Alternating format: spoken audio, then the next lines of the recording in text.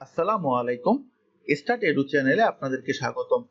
আজকের পর্বে আমরা শিখব কিভাবে এসপিএসএস এ স্ট্রিং ভেরিয়েবলকে নিউমেরিক ভেরিয়েবল অর্থাৎ ক্যাটাগরিক্যাল ভেরিয়েবলে রূপান্তর করা যায়। অনেক সময় ডাটা ইম্পোর্ট করার সময় ভেরিয়েবলগুলো স্ট্রিং ভেরিয়েবল হিসেবে কাউন্ট হয়, অথবা আমরা ডাটা এন্ট্রি করার সময় স্ট্রিং হিসেবেই এন্ট্রি দেই। আমরা যদি এই প্লেস ভেরিয়েবলের দিকে তাকাই, প্লেস ভেরিয়েবল একটি স্ট্রিং ভেরিয়েবল। দেখুন ভেরিয়েবল টাইপের মধ্যে এখানে একটি এ লেখা আছে অর্থাৎ স্ট্রিং। আমরা যদি ভেরিয়েবল ভিউতে যাই, দেখুন প্লেস একটি স্ট্রিং ভেরিয়েবল। এই স্ট্রিং ভেরিয়েবলকে নিউমেরিক কিভাবে রূপান্তর করব তা এখন দেখব।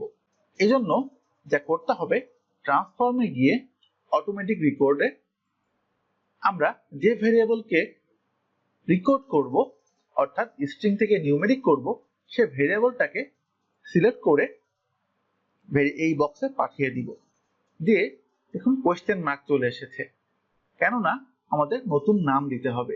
নিউ নেম ধরুন দিলাম প্লেস নিউ, দিয়ে অ্যাড নিউ নেমে ক্লিক করতে হবে। দেখুন এখানে চলে এসেছে। পরবর্তী দেখুন record starting from lowest value নাকি হাইয়েস্ট ভ্যালু। লোয়েস্ট ভ্যালু বলতে বোঝাচ্ছে এ বি সি থেকে জেড পর্যন্ত, আর হাইয়েস্ট ভ্যালু বলতে বোঝাচ্ছে জেড ওয়াই এভাবে পিছন থেকে এর দিকে আসবে। আমরা লোয়েস্ট ভ্যালুটাই দিই, দিয়ে যদি আমরা ওকে দিয়ে দেই, দেখুন আমাদের একটি নতুন ভেরিয়েবল ক্রিয়েট হয়েছে, যেখানে 1 দিয়ে রুরাল এবং 2 দিয়ে আরবান কোড করা হয়েছে।